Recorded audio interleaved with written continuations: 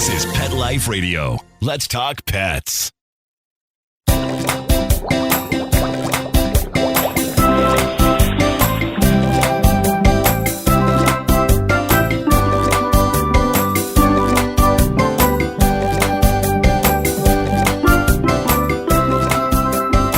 Welcome to Aquariumania on Pet Life Radio. I'm your host, Dr. Roy Anong, speaking to you from the University of Florida's Tropical Aquaculture Laboratory. Thanks for joining us. For a long time, the only way to be near a coral reef was by scuba diving or visits to the local public aquarium. However, over the past 20 to 30 years, reef keeping has evolved and become much more accessible. Today, although many people have a piece of the ocean in their homes and businesses, there is still debate over which reef systems work best. My guest today is Bill Hoffman, a coral systems expert and the manager of the Smithsonian Marine Ecosystems Exhibit in Fort Pierce, Florida. Bill has spent the past 17 years managing marine aquarium exhibits for the Smithsonian Institution and worked closely with early pioneers in the field. Join us as we discuss coral reef systems with Bill Hoffman. We'll be right back after these messages.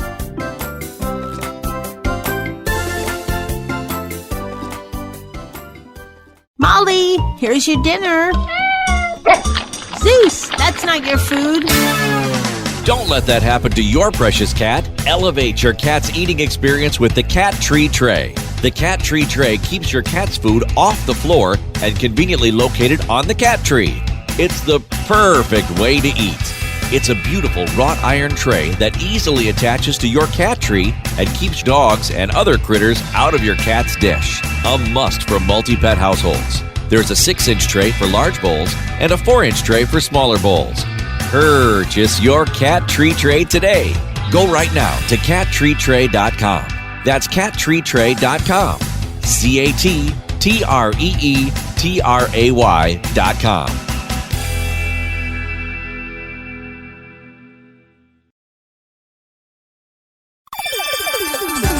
Let's Talk Pets on PetLifeRadio.com.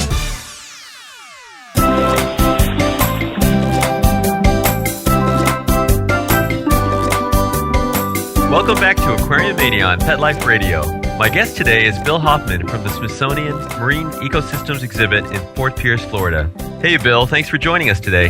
Hi, Roy. Thanks for inviting me. Well, it was actually pretty serendipitous, I should say, because I've been thinking about setting up a reef aquarium myself, and at the same time, we actually had a listener who was very interested in getting some more information for his own setups. He's looking at expanding a little bit, and so I thought, who better than Bill Hoffman to help us with some of these questions about systems. But before we get started, I kind of like to ask some maybe more personal questions. So how did you first get interested in the aquarium hobby, and what was your first fish or tank setup? You know, I guess if we can go back before the marine aquarium hobby for me, my earliest recollections of aquariums are probably from about 6 or 7 years old, and I know my father had set up several of them. The fish that I still have vivid memories of are just, the basic neon tetras and angelfish, coolie loaches, those sorts of things. I don't think we turned to the saltwater. I grew up in Pittsburgh, but beginning in the mid-1970s, we would take our family vacations down to the Keys and would go scuba diving. And so that was my first introduction, being landlocked to the Keys. We're in the Florida Key Reef system. And that was, the first time I saw those brightly colored marine fishes, and I think that led very quickly to us coming back to Pittsburgh and setting up our own saltwater aquarium, which in the late 70s we started to collect ourselves down in Florida and bring stuff straight back to Pittsburgh. So I got some early experience transporting saltwater fishes as well. But back then we didn't keep any live corals, so they weren't really reef tanks. My first real experience with reef tanks were probably at the Smithsonian when I saw the coral reef display there, and then set some up at home, and then later was lucky enough to get the job working with those same aquariums that I was first witnessed. Yeah, it definitely sounds like early on you kind of started getting a taste of what your future was going to be holding for you. So tell us a little bit about the job at the Smithsonian in D.C. and how you got the position there and the people you worked with. Well, I guess, and something in talking to a lot of parents and students now, one of the things that I tell them is it's not necessarily what you know anymore, it's who you know.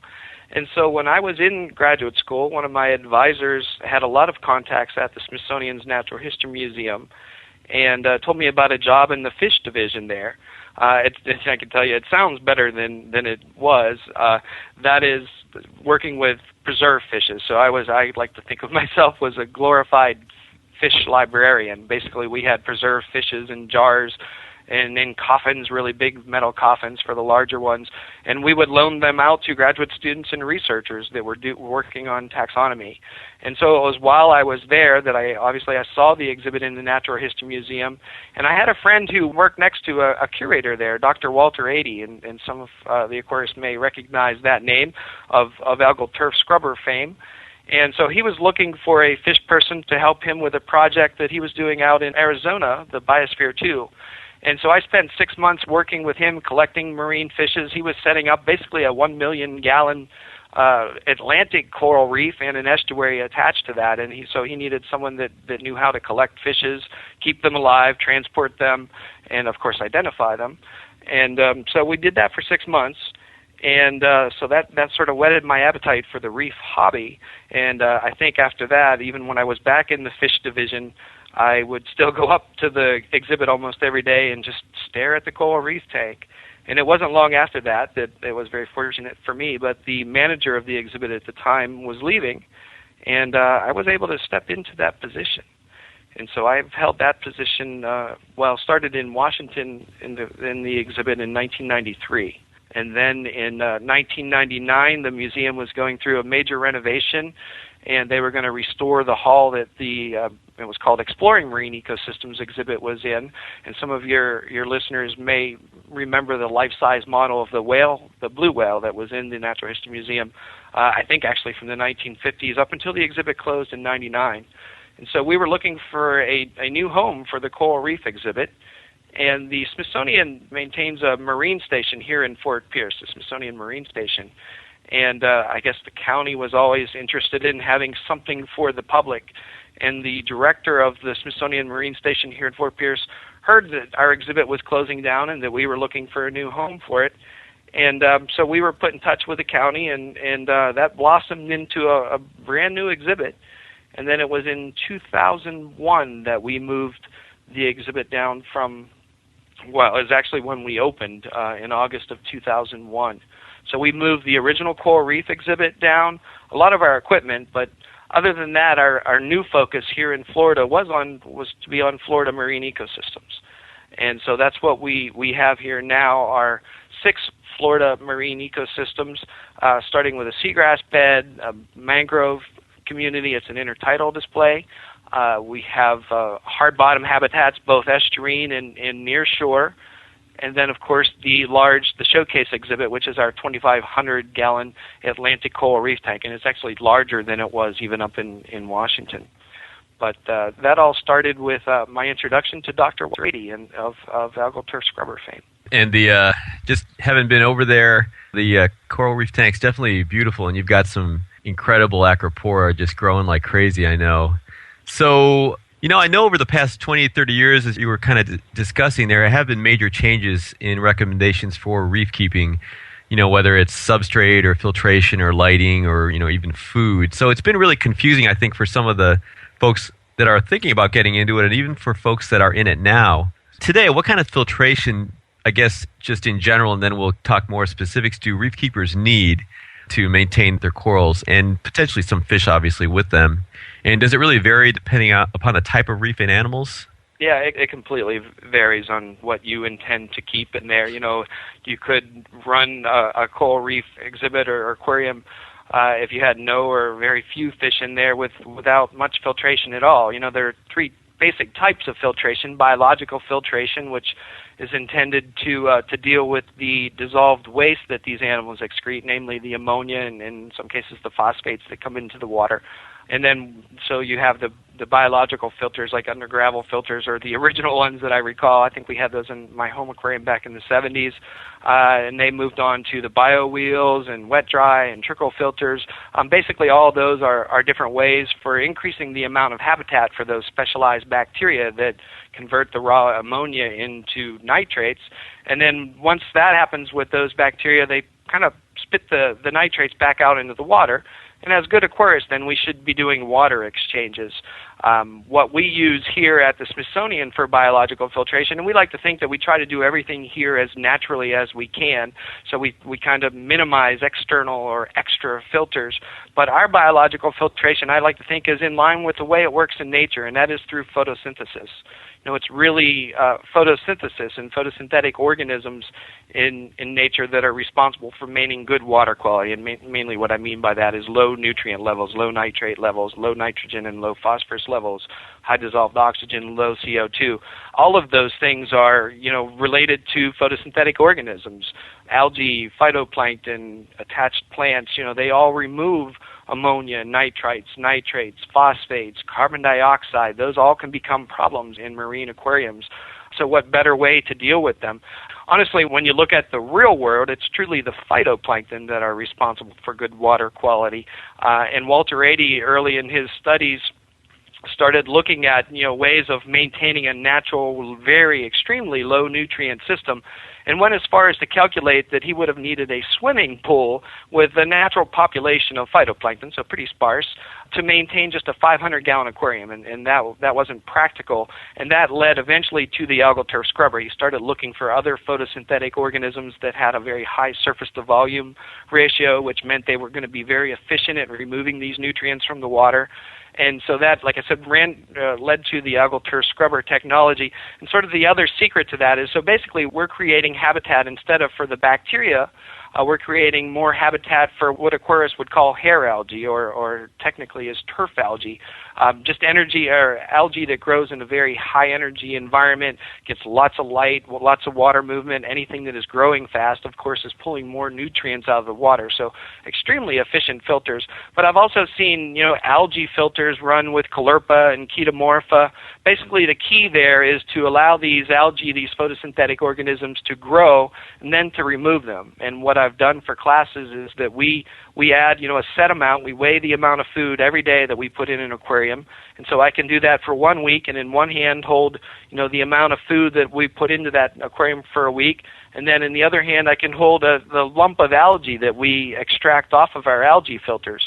And we're always adding more food to our aquariums than we're taking out. And kind of simplistically, the difference is our fishes are growing. There's algae growing in the aquariums that's being eaten. But it's a very efficient. In fact, in Washington, I think that we were over-scrubbing our aquariums. We were removing too much of the nutrients from the water, not leaving enough of the nitrogen and phosphorus in the water for the zooxanthellae, the symbiotic algae living inside of the corals. One last thing that I'll say about the Algal Turf Scrubbers is the trick is to run them at night, so to have them on a reverse daylight. The idea behind that is to have then photosynthesis occurring 24 hours a day, so that during the day when the aquarium lights are on, you have the algae and the photosynthetic organisms in there removing the excess nutrients, producing oxygen, and then the algae scrubbers come on at night, and they are pretty much doing the same. They are scrubbing the excess nitrogen and phosphorus out of the water. And in doing that, we're able to get nitrogen and phosphorus levels that rival one of the most pristine coral reefs. In fact, like I said, I think we were overdoing it in Washington, and so when we moved the exhibit down here, one of the things I did was to reduce the number of Algal Turf Scrubber screens by half. And for many other reasons possibly too, our corals are growing and doing much better here than they used to do up in Washington. As far as other types of filtration, there's chemical filtration, protein skimmers. I'm sure that's a term that everybody has heard. Probably the most widely used type of filtration for reef aquarists. And that's just removing dissolved organic matter, mostly from the water. And in some cases, it's a way of getting rid of the nitrogen and the phosphorus while it's still bound up in complex organic molecules before it's broken down by bacteria into the simple nutrients that we see. Here we do use protein skimmers in our exhibits, and basically in our coral reef exhibit, but well undersized from what most hobbyists would see or would use. We also use activated carbon. Another sort of artifact of maintaining a lot of organisms in aquariums is that over time the water tends to turn yellow from the compounds that they are releasing, including the mucus, or when parrotfish scrape on algae, that algae is leaking stuff out into the water. And so aquarium water tends to turn yellow over time. And we do use a minimal amount, given the size of our system, of activated carbon to help keep our water clear. And then mechanical filtration would be the other type of filtration that can be used in aquariums, and that's basically to remove suspended particles, solid matter that might be in the water. And here at the exhibit, we rarely use mechanical filtration. We're set up on all of our aquariums to use it, but that would starve some of nature's filters. Sponges, tunicates, oysters, clams are all some of nature's filters, and we're trying to keep those in our model ecosystem. So we wouldn't want to starve them, and so as a result, we rarely use mechanical filtration. In fact, we're adding live phytoplankton to our tanks every other day. We're adding live Artemia nauplii as a substitute for zooplankton. So we definitely wouldn't want to remove those things with mechanical filtration. So that is minimal and in many cases probably not necessary for aquariums. But getting back to your original question, I think that if you kept a simple system where you had lots of live rock, which can in a sense serve as your biological filter, a way of removing the nutrients, if you didn't add a lot of nutrients, if you weren't feeding your aquariums much, and you were able to maintain the water clarity, that is to keep it from turning yellow with perhaps activated carbon, simply doing water exchanges on occasion. It varies how often you would need to do it. Water testing is kind of the key. That can help you determine if you need more filtration or less filtration. And that's the beauty of the Algal Turf Scrubbers, is we can turn our lights on those algae filters longer. If we need to lower our nutrients, we can make the photo period shorter if our nutrient levels get too low. We definitely have some systems that I saw corals not thriving, especially soft corals like Xenia. I know some people either do really well with it or aren't successful at all. And what I've seen in Washington is it seems like aquariums that have large protein skimmers, where they're maybe removing Xenia and other soft corals, can be found more commonly in lagoonal areas, places that have high organic loads. And so it makes sense then that maybe they need that. They extract some of those organic compounds as nutrients from the water. And if we're stripping our aquariums bare with massive protein skimmers, those animals aren't going to do as well. So it sounds kind of like you're advocating, getting as close to sort of natural processes as possible. And just based on the great information you gave, it sounds like you're really a major proponent of the algal scrubbers, and those are kind of things that you, as you mentioned, can sort of turn on and off and use for various amounts of time to help adjust any of the major nutrient issues. Yeah, well, back in the day, and I understand that's changing now, that there really weren't good ways of dealing with nitrates. Now, there are bacteria in nature that convert nitrates to nitrogen that can then be removed out into the air. But in order for those bacteria to function, they needed to live in oxygen-free environments, which you can understand is not very good to have maybe associated with aquariums. So, back up through maybe at least into the 90s, as far as I know, there weren't good alternatives for keeping nitrogen and phosphorus levels low in aquariums, and that's where the Algal Turf Scrubbers come in. Again, it's a very natural, very simple way of doing that. But again, not just with Algal Turf Scrubbers. A lot of people put, I think I mentioned earlier, different caulerpas and chaetomorpha, different macroalgae, and as long as they are removed from the system, you are still exporting nutrients. It's just that the Algal Turf Scrubbers are a much more efficient way of doing that when you look at that, like I mentioned earlier, the surface to volume ratio of these little hair algae. But nowadays, if you read into the aquarium literature, people are adding vodka to their aquariums, and there are chemical means of different media ways of removing phosphorus. So it's definitely not as necessary, or not as helpful maybe, as it used to be to use algae as a biological filtration, when you can use some of these artificial means. That is, adding the vodka, I think creates, and I'm not sure of the details of that, but I just keep seeing it repeatedly. But I believe it gives a nutrient source for these bacteria, which then convert the nitrates into nitrogen. And then just the chemical media just binds up the phosphorus, which you then take out of your system and buy new and put more in. So yeah, we do tend to try to stay as natural as we can, but there are many ways of accomplishing successful aquariums. And it even depends on luck in part. You can do everything right and still have something unknown go wrong. So we just try to do everything as naturally as we can, but there are definitely mechanical ways of maintaining good water quality. But it all comes down to knowing your water quality, and that comes back to doing water chemistry. That's an excellent point. And we've got definitely a lot more to discuss with you. And we'll first take a short break and then continue our discussions on reef systems with Bill Hoffman from the Smithsonian after these messages.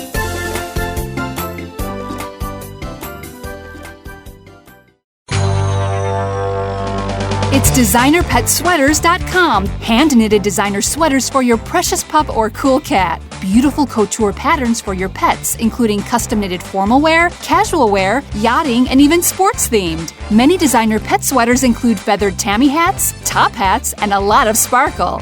Each sweater includes leg loops, front paw sleeves, and leash opening. Visit DesignerPetSweaters.com to order your four-legged fashions today. Your pets will stay warm for the winter and be runway ready. Large or small, we fit them all. DesignerPetSweaters.com. Let's talk pets Let's talk pets on Pet Life Radio. Pet Life Radio. PetLifeRadio.com.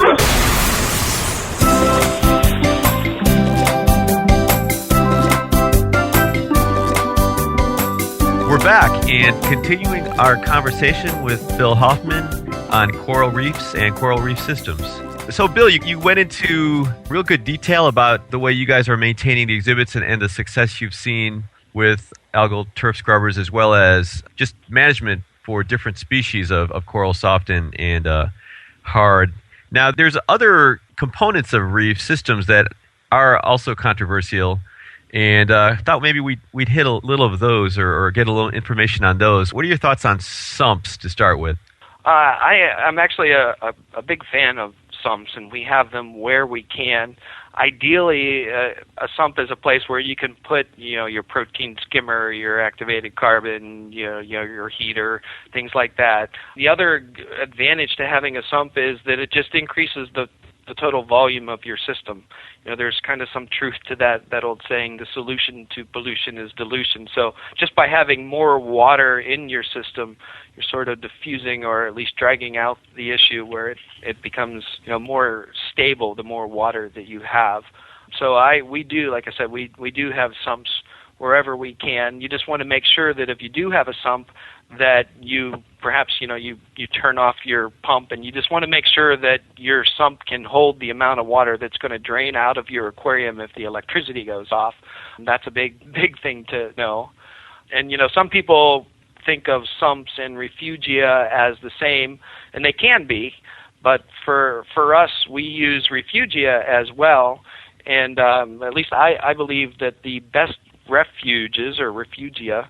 Actually, Bill, do you mind maybe describing for some of the beginning hobbyists, the differences in actually what a sump is and what a refugia is, just so they know? Yeah, a sump is usually another container or an aquarium or something that is typically, it is housed below the aquarium so that your filters and your water from your main aquarium drains down into it. And again, it just should be of sufficient volume that it can handle what would drain out of your aquarium in the event of a power outage. But a sump, just pure and simple, a sump is just a place where you, at least in my opinion on it, would be where you can just keep, your extraneous filters and things like that. And it's also a way of just increasing the water volume of your entire system, of your overall system, just to give you more cushion in the chemistry of your system by having more water in it. Compared to a refuge or a refugium, and that many people combine that with a sump, but if you think about what a refuge is intended for, and that is to serve as a refuge for little prey species, little amphipods, little mysid shrimp, copepods, things like that. If you have your refuge below your aquarium, then those little critters, the idea being it's a place to restock or repopulate your main aquarium, they have to go through a pump to get back up to your aquarium. So when we set up refugia where we can, we install them above the aquariums. And so we pump the water from the aquarium up to the refuge tank. And that way, any of the little mysid shrimp or amphipods or little prey species that are up there, they don't have to go through a pump to make it back down into your aquarium. They're basically just gravity feeding back down to the main aquarium. But a refuge tank for us, we have different algae growing in our refuge tanks that you don't see down in the main system below because the fishes eat them. It's all the same water. It's just isolated from predators mainly is what we use. So we don't have any big herbivores or big predators in our refugia. One of our refuge tanks, and it kind of carries it to a new level, but the idea behind having a refuge is a place to have that. There's a refuge for little prey species that can then sort of trickle into your aquarium. One of the things that we've done is we've filled one of our refuge tanks with peppermint shrimp. And peppermint shrimp are simultaneous hermaphrodites, meaning they're both sexes. And so any two will do. And we just keep a bunch of them in one of our refuge tanks upstairs. We feed them, and they produce lots of larvae. And larvae is food. That's plankton. That's part of the food web for a coral reef ecosystem. And so we have these refuge tanks that are constantly producing the shrimp larvae that then drain down into our aquarium and can act as kind of, in a sense, as the open ocean. The open ocean is where a lot of the little plankton spend time before they move back and settle to the bottom. So you could also think of our refuge tanks as an extension of the open ocean, where some of these plankton and some of these larvae can develop and then just eventually be drained down into the aquariums. So I guess kind of putting a couple of these things together, do people commonly use refugia to also act as areas to grow some of the plants you were talking about, maybe the caulerpa or some of the other algae? Yeah, definitely. Some people, they'll mix the two together, a sump and a refuge. It's just that, by having a refuge tank where you're growing this macroalgae, which is serving to remove nutrients, if you grow it in your main system, of course, it can break off and can cause problems in your main aquarium. So that's why a lot of people would keep them in a refuge or in a sump and have separate lighting for that. Some of our refugia tanks are illuminated. Some of them are not. The one with the peppermint shrimp in it does not have a direct light on it, so there's not much photosynthesis going on in there. Some of them are really well lit, and so we get lots of light growing in there. But anywhere where you can grow algae, and especially, if it's separate from your system, so you don't have to worry about it getting into your main system directly, through bits and pieces, is an excellent way of exporting nutrients from an aquarium. So you mentioned a little bit about, the peppermint shrimp and feeding the corals with Artemia, and a little bit all about lighting. Do you have any words of wisdom on, I guess, lighting in general, and also, the question of feeding corals and what and how much and that sort of thing? Yeah, I probably should have mentioned early on, a lot of my information and my understanding is anecdotal. It's stuff that we see, stuff that I've talked to, stuff that we've learned over the years from keeping aquariums and being around people keeping aquariums. And again, there's a lot of variability in what people will tell you is how much lighting you need. And again, it depends on what you're trying to keep. Obviously, if you're going to keep deeper water corals, you would need less lighting. If you're going to keep corals like the acroporids that live in very shallow, high-energy environments, you need a lot of lighting. I just ran the numbers on our Pacific tank we do have here, and I think that ends up being a little bit over 5 watts per gallon. And I've heard people say up to 10 watts per gallon, down to 2 watts per gallon.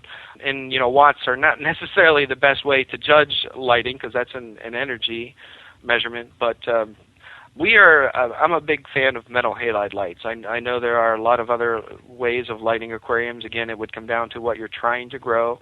We've used compact fluorescence. We haven't really delved into the LED lighting for our corals yet. I'm not sure we're ready for that. But given the environments that, our tanks, most of them are at least 4 feet deep, so we need light to penetrate deeper. And it seems still to me like metal halide lights are the best way to go as far as getting an intense light output. We tend to lean towards daylight spectrum, so we don't use the 20K bulbs. Again, we're trying to simulate nature, and we want people to see the color and the diversity. And if you have those really blue lights, which does cater to the corals, that's exactly the wavelength of light that the zooxanthellae and the corals need, then if all you're trying to do is cater to the corals, then you can go with those blue lights. But if you want to keep brown algae in an aquarium, then you need to have yellow and green light. If you want to keep red algae, you need blue light. If you want green algae, you need red light and blue light. So depending on what you want, but us trying to mimic nature, we just tend to use what is considered, the same overall color temperature of the sun. And so our lights tend to range from 5,000 Kelvin to 6,500 degrees Kelvin, which is just a measure of the overall color output, what the overall light looks like.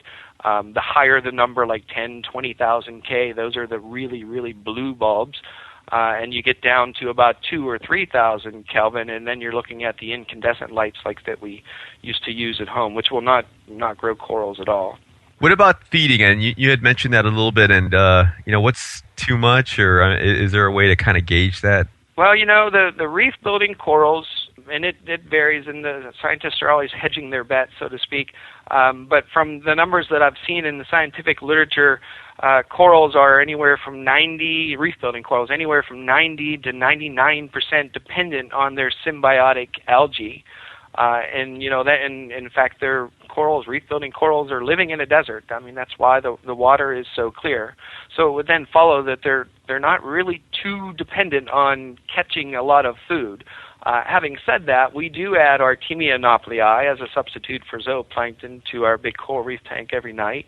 I think I also mentioned that we add live phytoplankton to our aquariums as well. We do not really target any of our corals on display, so it's kind of hard for me to say, well, I say that. We've kept corals in other aquariums, the same corals we have in our big displays that we do feed, we have in other aquariums that we don't add any Artemia nauplii to.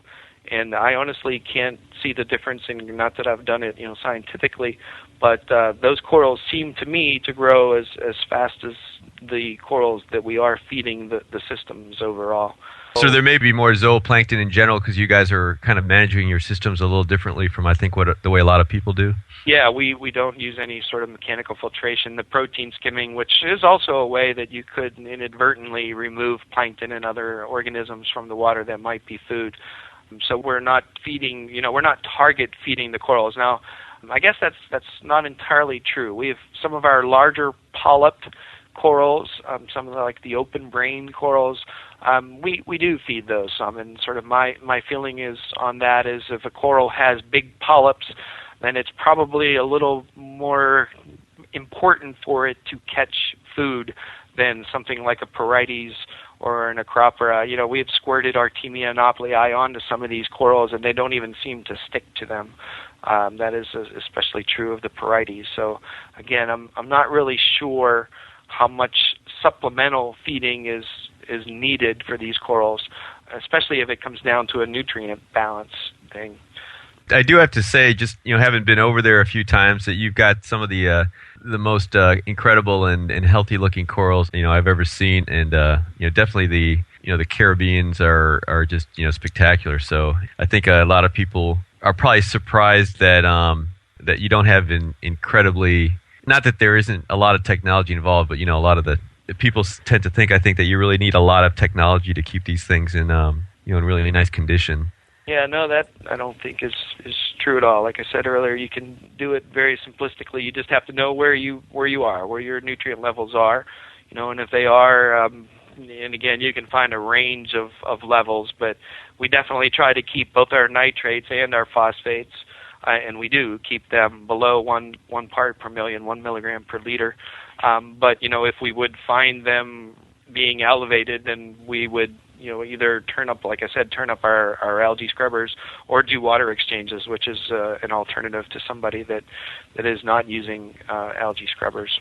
So, unfortunately, we're getting close to the end of the interview. Where can our listeners get good information? You've covered a lot of ground, and I know there's probably folks that want to maybe get additional info on some of the areas that you discussed. I'm a big fan of peer-reviewed books. Okay. Do you have any? There are, a number, even one as old as I think he has a new edition now, but Martin Moe's book on the Marine Aquarium Reference, which is not a glossy book at all. It has, all the same good information that the newest books have. minus maybe the vodka and the nitrates. So, like I said, I'm a big fan of reading. Also, your local aquarium stores, the hobby clubs are a great resource. These are people that, are very passionate and very excited about what they're doing and quite often want to convey that to everyone. So that is an amazing reference.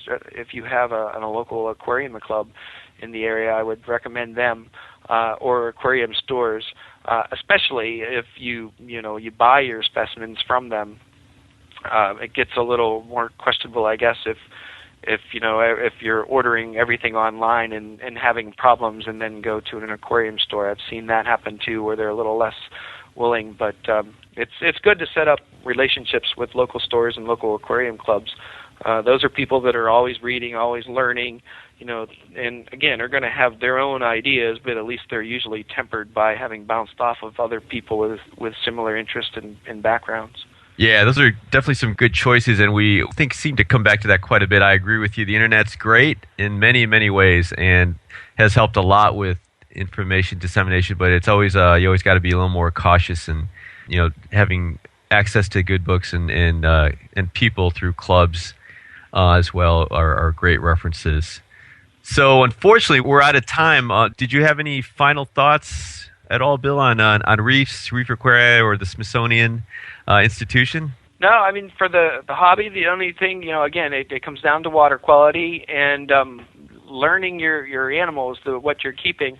I used to think it was funny. I'd go to the exhibit, and Walter Adey would be there looking at what at the time was my exhibit in a way, and he would say, "Oh, this doesn't look good," or "I think we have a water quality problem," and I would just look at him like, "What? What are you seeing?" But now, having been doing this for the last almost 20 years now, I understand what he's saying. So, you look at your animals every day, you pay attention to them, look closely at them. I'm talking about, corals and fishes as well. And you do get a sense for when things are changing and when things are maybe not doing as well and when you need to act on it. But, I would say start simple as far as filtration and your setup. It definitely does not need to be a complex thing. You can spend a lot of money and have almost everything automated, or you could just do everything pretty simply and just keep an eye on your water quality and your organisms to make sure they appear healthy and take sort of the cheap way out, which doesn't make it any less visually appealing, I think. Our mission here at the Smithsonian Marine Ecosystems Exhibit is to help give people a better appreciation and a sense of awe for these marine environments, hopefully to instill a better sense of stewardship, because we hear more and more these days we are all tied to the oceans and the health of the oceans for the overall well-being of our planet. I know you used to have cameras in some of the tanks. Are those online yet, or are they still kind of working on those? We're having intranet problems, and so okay. Until we get those resolved, and that should happen in February, we're going to get a new system, and we will have our webcams back up and running on our coral reef aquarium, which I'm extremely excited about, because I toyed with this right before it went down, but I put red lights on the system, and in fact I could see probably larvae of crabs and fish that we have in the tank, but I could actually see larvae moving through or around the camera, and saw cardinal fish that you never see in our exhibit during the day was out zipping across the lens of the camera. So I'm excited about getting the webcam back up on our coral reef, and we also have one on the seagrass exhibit too. But look for those to come back online in February. That sounds great. Well, I appreciate your spending time with us, Bill, and I'm definitely looking forward to getting those things back online so we can visit your corals every day. I encourage all of you to visit my Aquariumania blog on Pet Life Radio. Also, if you have any questions, comments, or ideas for a show, email me at drroy, D-R-R-O-Y, at petliferadio.com. That's drroy at petliferadio.com. If you're ever in Florida, please be sure to visit the Smithsonian Marine Ecosystems Exhibit in Fort Pierce and ask for Bill. And maybe Bill, if he has time, can give you a walkabout. Also, be sure to visit the Aquariumania exhibit at the Florida Aquarium in Tampa. Until next time, please visit your local aquarium stores, buy more fish, keep your tanks and fish healthy, and consider a reef aquarium. Let's Talk Pets, every week on demand, only on PetLifeRadio.com.